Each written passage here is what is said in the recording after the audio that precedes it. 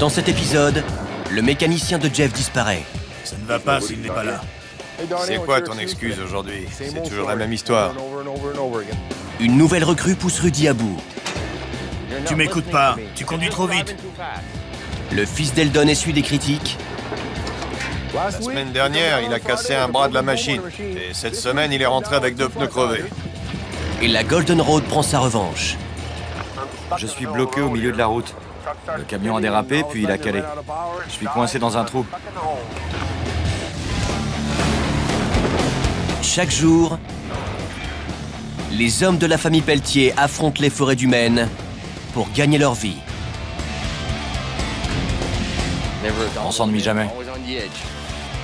Découvrez 7 frères qui ont du bois dans les veines. Quoi qu'il arrive, on sera prêt.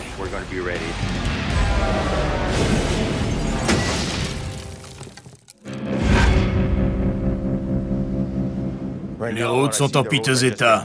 Tu peux rien y faire. Vu le temps qu'il fait, ça ne va pas aller en s'améliorant. Elles sont mauvaises partout. Il y a un nid de poule près de la frontière canadienne qui fait peur aux camionneurs. Et ils ont eu la trouille sur la route tout l'été.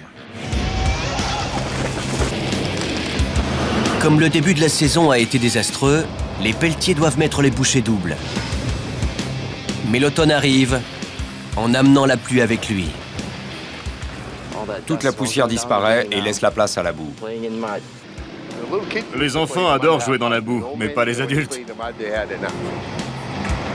Près de la frontière canadienne, la route est en si mauvais état qu'un nid de poule rempli de boue menace d'avaler tous les camions qui oseraient s'aventurer sur son chemin.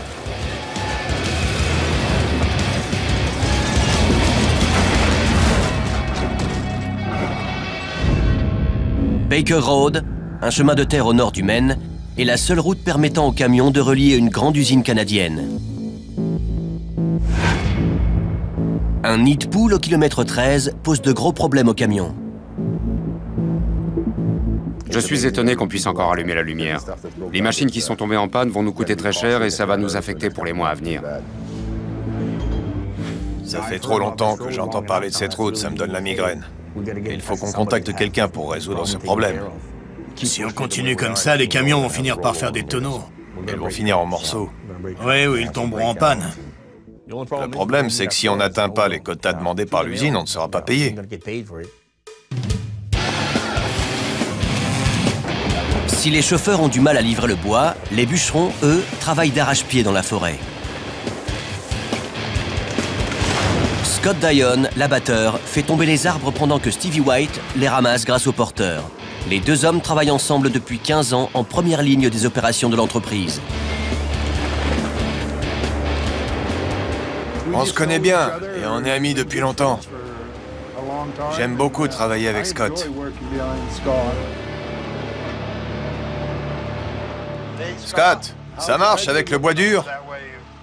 J'en ai suffisamment pour t'occuper pendant un bon moment. C'est bien, on peut s'en débarrasser maintenant. Comment ça va de ton côté? Ça va, je suis dans un fourré de bois tendre. Je me demandais comment t'allais.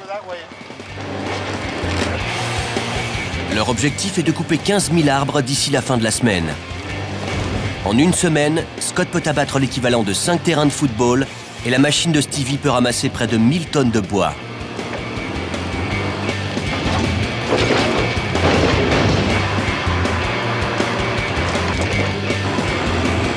Comme les hommes travaillent en tandem, les tas grandissent en un temps record. Comment va ta machine? Ça va, j'ai de quoi faire.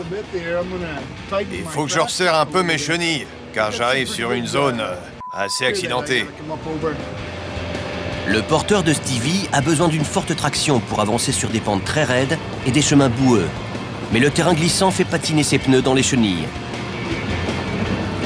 Je peux pas avancer si les chenilles ne sont pas bien serrées.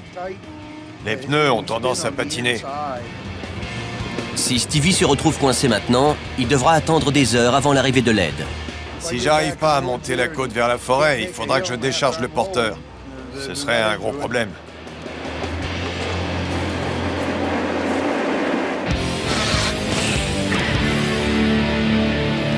Tous les Pelletier patinent un peu aujourd'hui. Alors qu'il essayait de déplacer du matériel lourd pour un groupe voisin, Aaron, le fils d'Eldon, a crevé un pneu. J'ai vérifié les pneus et il y en avait un qui était crevé. J'ai conduit doucement pour pouvoir le changer ici. J'espère que tout se passera comme prévu. Évidemment, c'est l'intérieur. Ça fait 2 fois plus de travail. Aaron tente de faire profil bas, mais son oncle l'attrape la main dans le sac. Qu'est-ce qui s'est passé? J'ai crevé. Ces pneus sont assez récents, ils sont en bon état. La bande de roulement tient bien, mais tu t'es retrouvé avec une pierre entre les pneus et tu as crevé, comme par hasard. Désolé. La semaine dernière, tu as cassé le bras d'une machine en 2 parce que tu l'as heurté contre quelque chose. Cette semaine, tu reviens avec des pneus crevés. Je suis content que tu en baves à les changer. Comme ça, tu sauras ce que ça représente. Tu ne t'es jamais sali comme ça à la fac. Tu sais peut-être écrire de belles rédactions, mais quand tu fais ce genre de boulot, elles ne valent plus rien. Oui, je sais. Il est jaloux parce que j'ai fait 4 ans d'études et que je me suis bien éclaté. On s'amuse bien dans la boue. Il voulait que je le fasse. Mais j'aimerais bien le voir à ma place. Regardez-moi ça. Il est comme neuf. Je suis parfois un peu dur avec lui, mais c'est pour son bien. J'essaie de lui montrer ce qui est bien et ce qui ne l'est pas. Il va sûrement faire ses premiers pas sur la Golden Road, parce qu'il est allé à l'université. Mais il apprend au fur et à mesure. Maintenant, il sait changer ses pneus, ça vient. Qu'est-ce que tu veux? Rien? Pendant que Jeff s'occupe d'un petit nouveau, un autre arrive chez les Pelletier. Bonjour. Rudy? Bonjour, entre. Quel est ton nom de famille, Daryl? Bellinger. Bellinger. Oui.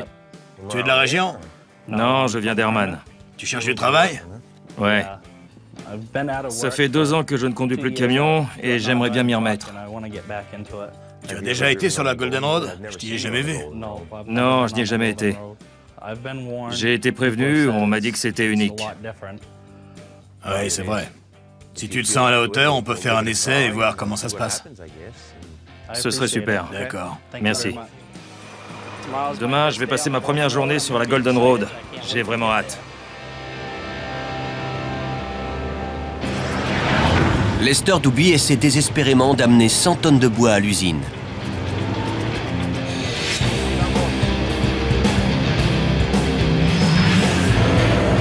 Mais aujourd'hui, la Golden Road prend sa revanche. Bigfoot, son camion, se retrouve bloqué. Je suis bloqué au milieu de la route. Je suis embourbé. Lester fait tout pour se sortir de la boue. Mais ses roues continuent de creuser. Tout ce que je peux faire, c'est passer la bonne vitesse, accélérer, puis lâcher l'embrayage. Le camion a commencé à glisser, puis il a calé. Je suis coincé dans un trou. Il est coincé, car sa boîte de vitesse s'est grippée. J'ai essayé toutes les vitesses, mais ça passait aucun des 5 rapports. Une boîte de vitesse cassée pourrait handicaper les Pelletier pour le reste de la semaine. Les routes qui mènent à l'usine devraient être en meilleur état que ça. On ne devrait pas avoir ce genre de problème, en particulier parce que c'est une route principale. Elle devrait être mieux entretenue que ça.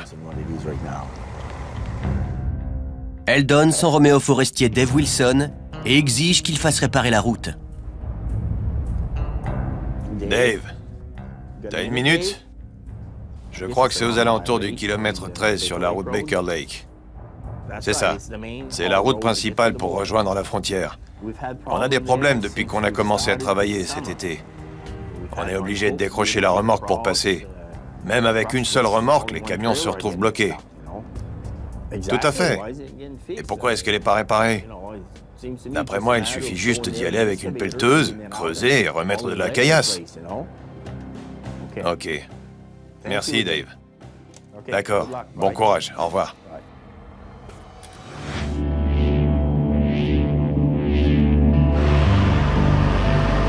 C'est un grand jour pour Daryl Bellinger, le petit nouveau. C'est mon premier jour sur la Golden Road. Je vais voir Andrew. Mais la Golden Road n'est pas l'endroit idéal pour un bleu. Quand ils font leur premier trajet sur la Golden Road, ils sont très stressés. On a toujours peur de ce qui pourrait arriver. Je ne veux pas me retrouver bloqué, ni abîmer le matériel. Il est très difficile de trouver du travail en ce moment. Je pense avant tout à ma famille et je fais ce que j'ai à faire. Je quitte la route et j'arrive vers la forêt. Au milieu de la matinée, Andrew Morin, le grutier, charge les derniers rondins sur le camion de Daryl.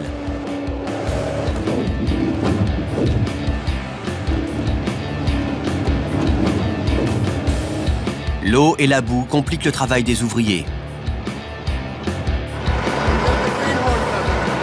Le petit nouveau arrive. Daryl doit montrer ce dont il est capable. On ne peut pas le conduire comme une Formule 1. Il faut y aller tranquillement et faire en sorte que les roues adhèrent bien. Ils se prennent pour des experts, mais quand ils se retrouvent sur la route, ils comprennent à quoi ils ont affaire. Avec plus de 50 tonnes d'épicéas et de sapins sur sa remorque, Daryl embraye tout doucement.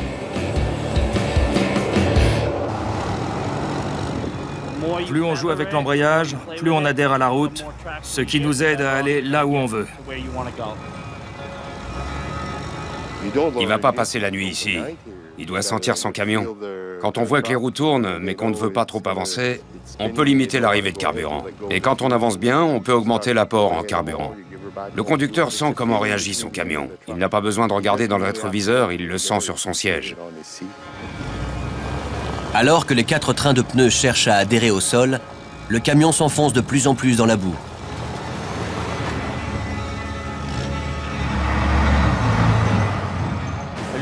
Je n'arrivais pas à trouver la bonne vitesse. J'ai tenté d'empêcher mes roues de patiner afin d'adhérer au sol. Je me suis un peu planté. Parfois c'est amusant, mais ça peut aussi être très pénible.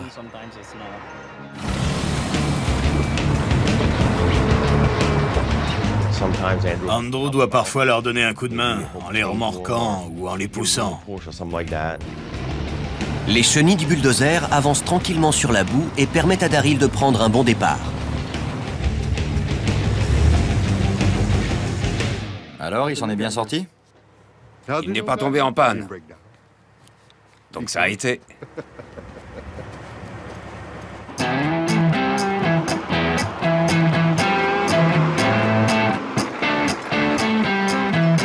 Andrew n'a aucun moment de répit.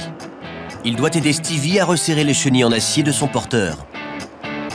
De ce côté, on peut en mettre une longue. On n'a qu'à couper l'une d'entre elles, la faire passer par là et l'accrocher ici. Puis on coupe celle-là et on l'accroche là. D'accord. Tu vois ce que je veux dire? Oui, plus ou moins. Au fil du temps, les chenilles se détendent, ce qui fait patiner les roues à l'intérieur. Les chenilles sont détendues. Quand ça arrive, les roues se mettent à patiner. Quand on atteint un certain point, on doit raccourcir les chenilles. Mais si on les resserre trop, ça gêne les arbres. Il faut donc trouver le juste milieu. Chacun des 8 pneus du porteur mesure 1,50 m de diamètre et coûte plus de 2000 €. Les chenilles en acier pèsent 1,8 tonne chacune et coûtent plus de 4000 € pièce. La chaîne était beaucoup trop détendue. Quand on en rajoute 2 longues, ça resserre le tout sans demander beaucoup d'efforts. On en enlève 2 courtes et on les remplace par 2 longues. Cadeau. C'est bon. À chaque tour d'écrou, les chenilles se resserrent sur les pneus. On y est presque. Encore quelques tours et Stevie pourra repartir.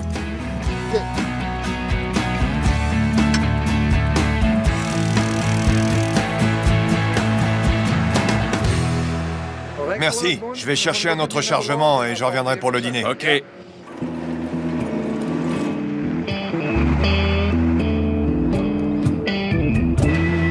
Le semi-remorque de Lester a été sorti de la boue. Mais à cause de tous ses efforts, son camion est tombé en panne. Les réparations pourraient coûter des dizaines de milliers d'euros au pelletier. Lester se retrouve coincé avec un vieux camion qu'on lui a prêté. Qu'est-ce qui s'est passé? Je sais pas trop. J'ai entendu un bruit métallique. Puis j'ai vu que de l'huile s'échappait du carter. J'ai regardé et j'ai cru voir des engrenages. Mais je me suis rendu compte que c'était un ressort. J'ai donc retiré la plaque d'inspection et plein de choses sont sorties de là. C'est l'embrayage? Ouais, mais pourquoi? Est-ce qu'il s'est cassé? Peut-être que quelque chose a lâché dans la boîte de vitesse et ça l'a cassé. J'ai rien pu faire. J'ai fait de mon mieux. Tu n'y es pour rien. Ça m'a tracassé toute la journée. Je vais voir ce qui se passe. Donnie essaie de trouver l'origine du problème. Je sais que l'embrayage a explosé car il y a plein de morceaux partout. L'arbre s'est détaché. Jeff a demandé à Donnie Rouse de s'occuper de Bigfoot. Qu'est-ce qu'on a? Cette pièce a lâché. Ça a donc provoqué la panne? Ouais, c'est à cause de l'arbre d'entrée. L'arbre d'entrée de la boîte de vitesse relie l'embrayage à la boîte. S'il lâche, les vitesses suivent peu après. Comment ça a pu se casser? J'ai pas entendu de gros bang. Tout ce que j'ai entendu, c'est clac, clac, clac, clac, clac, clac, clac. Qu'est-ce qui s'est passé? L'embrayage a visiblement lâché. Il a dû tordre l'arbre et il a fini par se casser. Qu'est-ce que je peux faire? J'y suis pour rien. Tu vas pas réussir à me faire culpabiliser pour ça. C'est la boue sur la route qui a cassé l'embrayage de Lester. Je vais pas me prendre la tête pour ça. Je sais que j'ai pas donné de gros à-coups. J'ai la conscience tranquille. Est-ce que tu as trouvé d'autres pièces comme le démarreur? Il y a plein de pièces éparpillées par terre. On dirait des morceaux de démarreur. Ouais. Ça va pas. Jeff sait que tous les camions qui s'accumulent au dépôt sont victimes de la boue sur Baker Road. L'embrayage aussi est cassé. C'est le démarreur qui m'inquiète. Et la boîte de vitesse? On verra quand on la réparera. La première fois qu'il s'est retrouvé coincé là-bas, il a dit qu'il n'arrivait pas à passer les vitesses. C'est sûrement le démarreur. C'est exactement ce que je disais ce matin, c'est à cause de la boue. Il y a le camion de Lester, on a une boîte de vitesse et un embrayage cassé. Et tout ça, c'est à cause des ornières. Aujourd'hui, les pelletiers apprennent à nouveau comment affronter l'hiver. On se prépare à sabler les routes pour cet hiver. On va mélanger le sel au sable et on va le stocker dans le hangar pour l'hiver. On pourra donc sabler les routes. Ils préparent leur mission annuelle pour affronter la neige. Ça se passe ici, dans cette carrière. On doit filtrer 2500 mètres cubes de sel et de sable. Ce qui est filtré est mis avec le sel. Puis ils font 16 km pour décharger tout ça dans le hangar. En même temps, on mélange tout pour obtenir le bon dosage qui fera fondre la neige et le verglas cet hiver. Comme ça, les routes seront beaucoup plus sûres.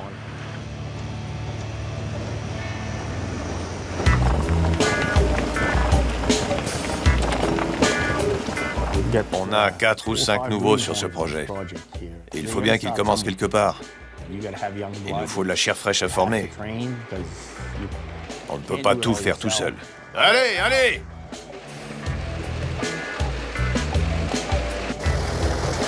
C'est pas vrai. Je lui ai dit de faire marche arrière. Au lieu de ça, cet idiot a essayé de faire demi-tour là-bas. Ces gamins n'ont qu'à retourner à l'école. J'en peux plus. Je vais leur jeter des pierres. Je les forme et je me dis que ça va aller. Mais ils ont beaucoup de mal avec le sel et les machines. Ils essayent de tourner trop vite et ils poussent trop sur l'accélérateur. Du coup, ils patinent. Et quand on commence à faire des à-coups, c'est de pire en pire. Mais les jeunes vont finir par comprendre. Ça prendra du temps, mais ça viendra. Aaron, mon fils, nous a beaucoup aidés cet été. Tu es censé montrer à l'équipe ce qu'il faut faire. Je ne vais pas passer ma journée ici.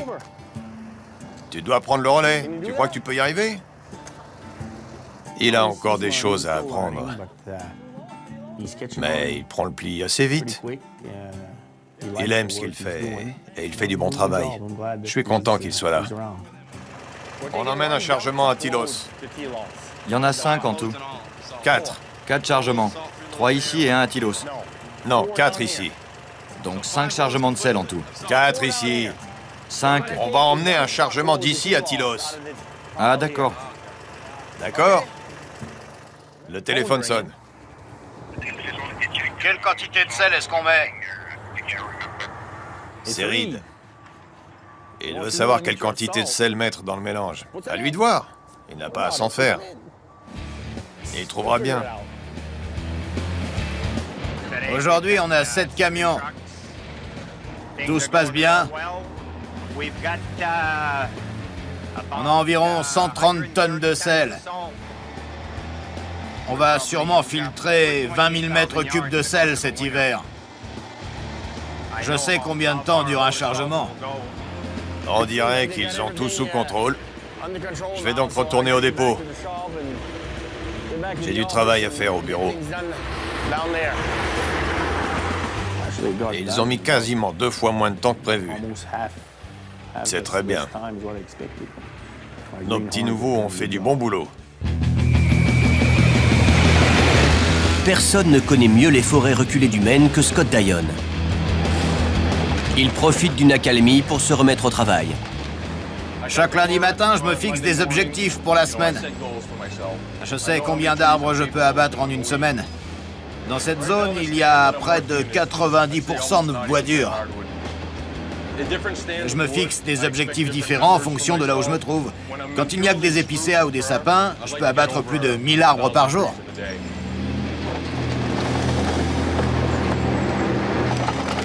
Dame Nature va choisir quel genre d'automne on va avoir. On a eu près de 6 cm de pluie ce week-end, ce qui tombait vraiment mal. De deux choses l'une. Soit le froid arrive et reste pour les prochains mois, soit on a quelques jours de beau temps qui vont tout assécher avant l'arrivée du grand froid, ce qui permettrait aux camions de continuer à transporter du bois. J'espère qu'on aura encore de la chance aujourd'hui. J'étais assez chanceux ce matin, tout s'est très bien passé. Au milieu de la semaine, un autre camion des pelletiers tombe en panne. En essayant de rattraper son retard sur la Golden Road, Daryl, le nouveau, force un peu trop sur son camion.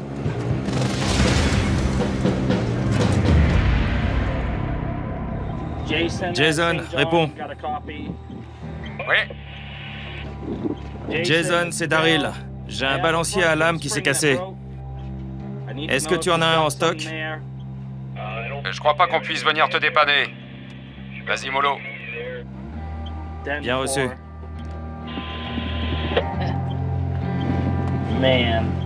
J'adore ces routes. Les balanciers à lames équilibrent le poids latéralement sur le châssis du camion. Avec des lames cassées, le chargement peut se déplacer et peut ainsi faire basculer le semi-remorque.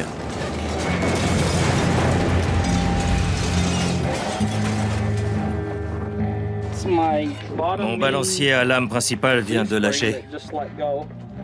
Ça montre à quel point ces routes sont en mauvais état. Certains nid de poule font 75 cm de profondeur.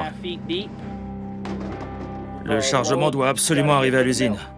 Il me reste 2 balanciers à lame, mais si l'un d'entre eux me lâche, je vais vraiment commencer à stresser. Ça commence mal pour Daryl. La pluie a causé beaucoup de dégâts.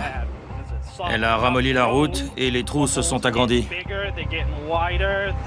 On se dirige vers un gros bouchon de camions qui attendent que quelqu'un vienne colmater les trous. Car plus personne ne peut passer. On n'a plus qu'à patienter. Le trou formé par la boue au nord, sur Baker Road, gêne les camions depuis des mois. Et maintenant, la route est barrée. Ils ne nous ont jamais dit qu'ils allaient fermer la route là où on a eu beaucoup de problèmes. La chaussée s'est transformée en bouillie. Cette route nous a posé beaucoup de problèmes tout l'été. Certains camions sont restés coincés. On ne sait jamais s'ils vont réussir à passer les ornières ou non. Le trou qui pose problème est à 128 km de Millinocket. Quasiment tous les camions des pelletiers passent par cette route en piteux état pour transporter leur chargement. Hier, quelqu'un s'est plaint à la direction du manque d'entretien de la route. Du coup, la personne qui en était responsable s'est vraiment énervée. Il a dit je ferme la route, je vais m'occuper de ce trou, donc interdiction de passer par là. Il a creusé une grande tranchée à travers la route Et il a dit, si vous vous plaignez de la route, je vais la réparer. Mais vous pourrez plus avancer. Personne ne nous a prévenu que la route allait être fermée. Si j'avais su, j'aurais pris un autre chemin. Quelqu'un doit faire passer l'information parce que je sais que 2 autres camions me suivent, si ce n'est plus. C'est tout. Comme ils ne peuvent pas faire de détour, les camionneurs doivent attendre avec leur chargement valant des milliers d'euros. Une équipe de l'entretien des routes creuse dans la boue afin d'atteindre le fond du trou. Puis, ils déposent de la roche et de la terre sèche sur 90 mètres afin de remplir le trou.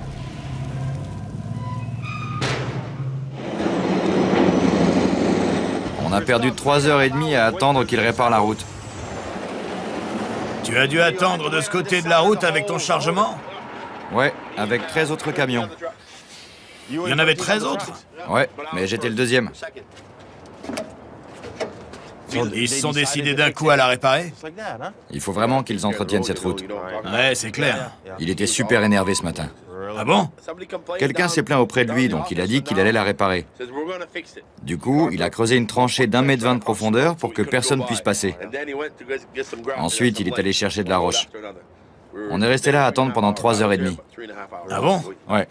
Depuis le début de l'été, on leur en parle. Ils ont fini par réparer la route en quelques heures à peine. Il devait juste se bouger. Je suis content de savoir que ce trou est réparé. Ça traînait depuis assez longtemps.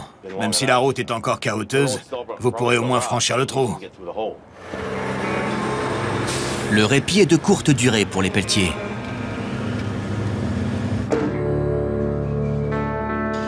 Rudy en a assez de voir les camions s'accumuler au dépôt. Daryl? Cette semaine, tu as cassé un radiateur et 2 balanciers à lame. Je crois pas que tu arrives à t'adapter aux conditions de la route. Tu conduis trop vite. On a fait un essai, mais ça n'a pas marché. Je suis désolé. Je ne conduisais pas vite. Tu m'as dit la même chose la semaine dernière. J'avais des balanciers à lame adaptés aux charges lourdes, mais la route était mauvaise, donc j'ai ralenti. N'insiste pas, d'accord? Tu as des affaires à récupérer là-haut? Ouais, et j'en ai à Saint John. On fera en sorte que tu les récupères, sinon on va les chercher. Désolé. Je savais que ça allait mal se passer pour Daryl, car les lames de son camion ont lâché. Pour casser des pièces comme celle-là, c'est qu'il y a eu de gros chocs. Je ne peux pas perdre ce travail. Tu ne m'as pas écouté. Tu n'as rien fait avec ce camion. Ça nous aurait coûté moins cher s'il était resté ici. Les lames ne tombent pas du ciel, on doit les acheter. Je sais. Le radiateur est probablement fichu. Ça va nous coûter dans les 4 000 euros. Mais Daryl roule un peu trop vite. j'ai dû ralentir, donc je l'ai fait. Peut-être, mais pas assez. Tout s'explique. Il a cassé un balancier et un radiateur. Il a eu des problèmes avec le capot. Tout ça est dû à sa vitesse excessive. Tu comprends? C'est un type bien, mais il a encore des choses à apprendre pour s'en sortir. Je dois subvenir aux besoins de mes 3 enfants, de ma petite amie, mais aussi aux miens. C'est dur. La famille passe avant tout. Je dois donc penser à eux et faire tout ce qu'il faut pour les aider, y compris ralentir. N'ayant plus rien à perdre, Daryl n'y va pas par 4 chemins. Je ferai tout ce que tu veux pour rester. Je ne peux pas perdre mon travail. Vu la situation dans laquelle je suis, je roulerai à 40 km/h s'il le faut. Ça m'est égal. Tu peux rouler à 40, mais tu dois rester productif. Ça dépend des endroits. Il y en a où tu peux accélérer et d'autres où tu dois ralentir. Je ferai plus attention. Si le trou fait cette profondeur et que tu roules à 40, c'est 40 km/h de trop. D'accord. Tu comprends? Ouais. C'est ta dernière chance, d'accord?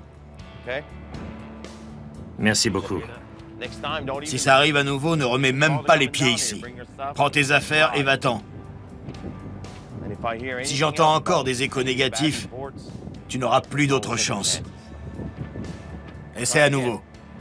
Ok, merci. Pauvre Daryl, j'ai de la peine pour lui. Il a des problèmes de famille, il n'a nulle part où aller. J'espère que ça lui a fait un peu peur. Il ne fait pas l'affaire, mais il faut se mettre à sa place. Je lui donne une dernière chance, et on va voir ce que ça donne. J'espère qu'il s'en sortira mieux. Sinon, il n'aura plus d'autre chance. Les pelletiers n'ont plus de camion, puisque celui de Lester est en réparation. Et une nouvelle tuile leur tombe dessus. Donny Raus, le mécanicien, a disparu de la circulation. Hier, il m'a appelé à 9 h pour me dire qu'il était en retard, mais qu'il arrivait. On ne l'a pas vu depuis. Non. Ça fait 2 jours que Lester attend son camion. Donny a commencé ce boulot et a décidé de prendre sa journée hier, sans nous prévenir. Comme vous pouvez le voir, le camion est toujours là. Je pense que le mieux, ce serait que Donny ramasse ses affaires et reprenne sa fichue boîte à outils. Donny, c'est Jeff Pelletier. Je n'ai pas eu de tes nouvelles hier ni ce matin. La prochaine fois que tu viens ici, prends ton pick-up et on chargera ta boîte à outils. Si tu veux rester chez toi, fais-toi plaisir. Merci, au revoir. Alors qu'il est en plein milieu d'un projet, il décide de rester chez lui. Il nous a déjà fait le coup au moins 6 fois cette année. La dernière fois, je lui ai dit que c'était son dernier avertissement. C'est un bon mécanicien, mais il ne sert à rien s'il ne vient pas travailler. Donny a appelé ce matin? Non, Pas encore. non. Est-ce qu'il a appelé hier? Ouais, mais il n'est pas venu. Il a dit « je serai là dans 1 heure ». Bon.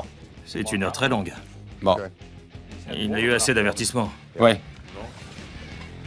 Est-ce que tu as reçu des CV de mécaniciens qui auraient leur propre matériel? Si t'étais pas si dur avec eux, ils resteraient sûrement. Si au moins ils travaillaient. Ils sont malades par ce temps-là. Tu vois, t'es dur avec moi. Je devrais aussi être malade. Lester espérait que son camion serait prêt hier soir. Je vais aller finir le travail et sortir le camion de Lester du dépôt. Il devait le récupérer hier après-midi. Tu dois faire quelque chose. Tu t'y prends mal avec tes employés. C'est possible. Je vais échanger mon boulot avec celui de Wayne. Je pense pas que t'en sois capable. Tu sais ce dont je suis capable. C'est pour ça qu'on t'a pris.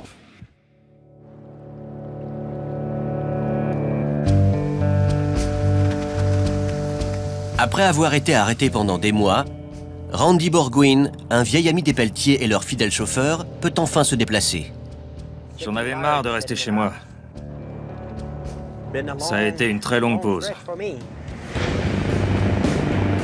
Il y a à peine 3 mois, 500 kilos de bois sont tombés sur Randy.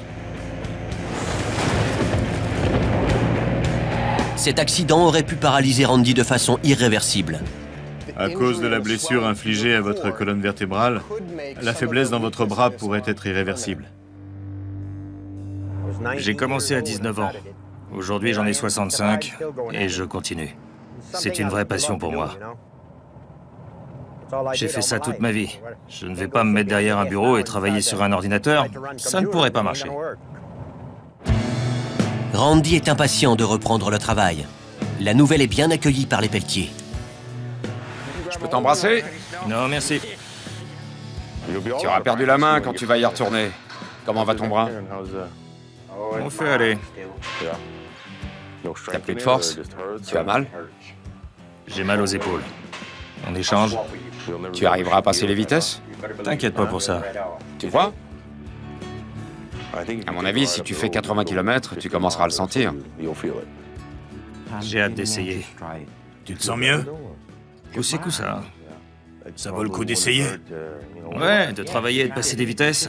C'est ce que j'ai dit au médecin. Ce sera mieux que d'attendre que ça se passe en te tournant les pouces chez toi. Pas besoin de ça. Est-ce qu'il va falloir te récupérer quelque part? Jamais je ne laisserai un pelletier venir me chercher. Il ne faut jamais dire jamais.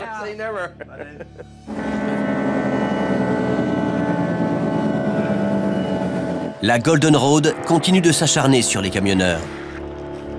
Cette fois-ci, le fils de Randy Borgwin, Randy Jr., percute un élan de 500 kilos. J'allais chercher un chargement quand un élan a surgi devant le camion. J'ai pas pu m'arrêter.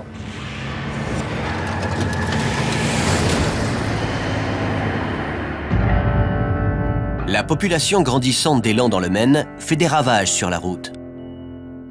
Ça va être l'enfer sur la Golden Road, jusqu'à l'arrivée de l'hiver.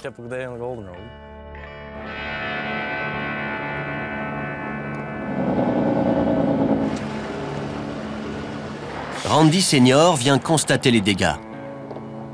L'arrivée d'air et le reste sont morts. Ouais, l'arrivée d'air, le radiateur et sûrement le châssis aussi.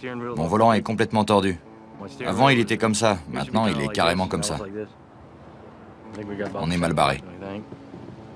Il va y avoir du boulot s'ils décident de le réparer.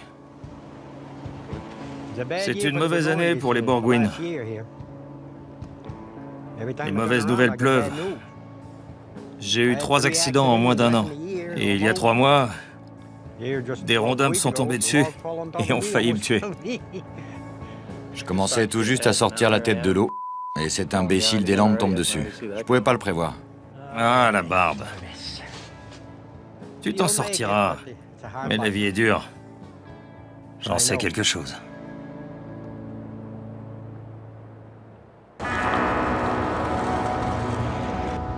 Donnie est de retour au dépôt et il s'apprête à en voir de toutes les couleurs. Donnie, c'est quoi ton excuse? J'étais malade. J'ai passé la journée au lit. T'étais encore malade? Cette année, il a eu plus de jours de congé que moi en 10 ans.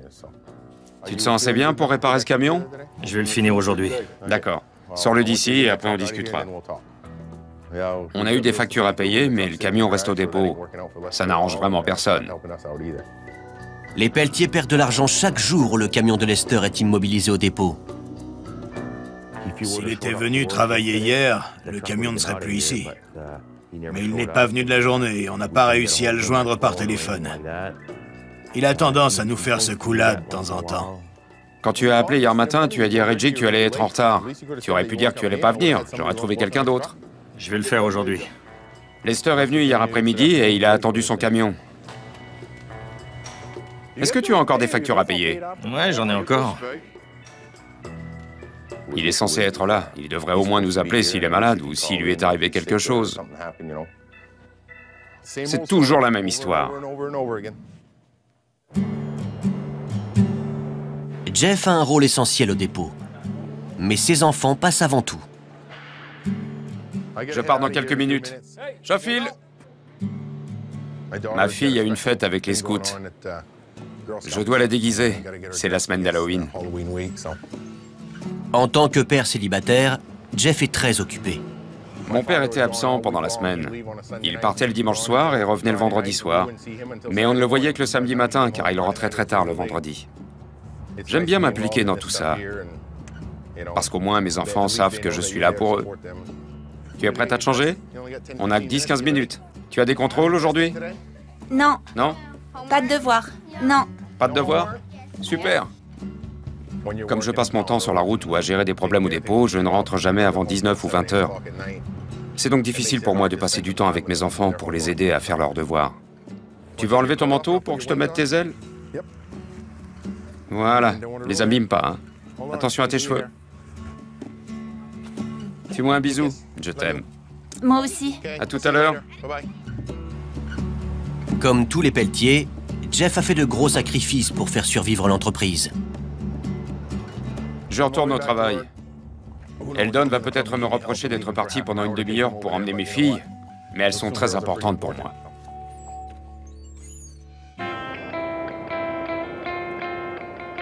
C'est un moment doux amer pour Randy Borgwyn. Après avoir souffert le martyre pendant 3 mois, il s'apprête à reprendre les commandes de son semi-remorque. J'ai pris ma Minerve au cas où. Randy se prépare à faire un trajet d'essai dans son gros semi-remorque pour voir s'il peut supporter la pression. Quand on voit tout ce qui lui est arrivé, on se dit qu'il aurait abandonné, mais non, pas lui. Il a subi un gros traumatisme, surtout pour son âge, mais il devrait s'en sortir. Il est plus fort que je ne pensais. Hors de question que je reste chez moi pour le moment. Ça passe ou ça casse. Tu crois que ça va aller? Je ne saurais qu'en essayant. C'est parti alors. Je vais te suivre dans mon pick-up, si jamais tu préfères le conduire au retour. Pourquoi? Je veux conduire mon camion. Et si tu n'y arrives pas? Je resterai sur le bord de la route. D'accord. Visiblement, personne ne croit en moi. Si ça se passe mal, Randy devra peut-être raccrocher pour de bon. C'est parti. Mon grand retour dans mon camion. C'est mon gros bébé.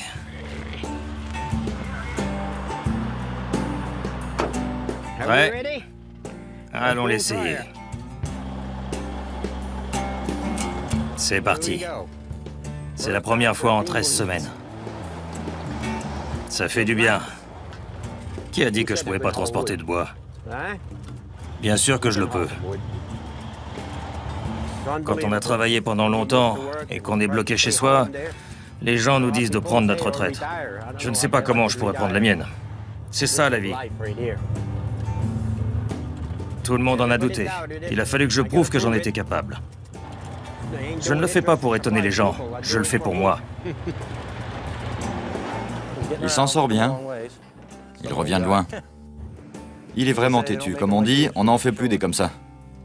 Je serai sûrement éreinté ce soir, parce que ça fait longtemps. Je suis né dans un camion, et je mourrai sûrement dans un camion. Je ne devrais pas dire que je l'espère. Ah. Ça fait du bien. Je suis assez fier de moi. Alors? Bien. Tu penses y arriver? Je suis assez impressionné. J'en saurai plus ce soir. Mais je ne vois pas ce qui pourrait m'en empêcher. Je suis prêt à repartir.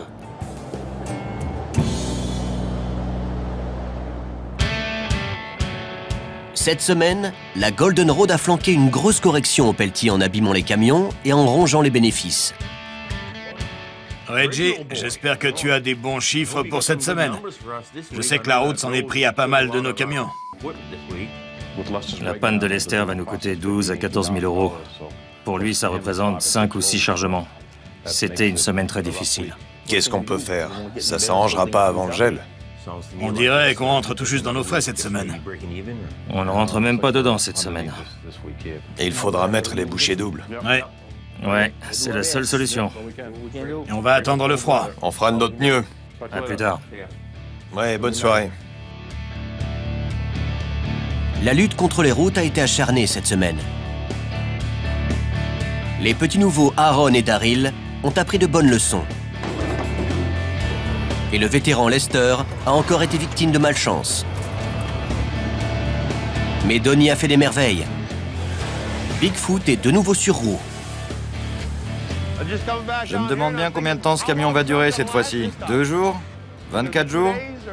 1 an?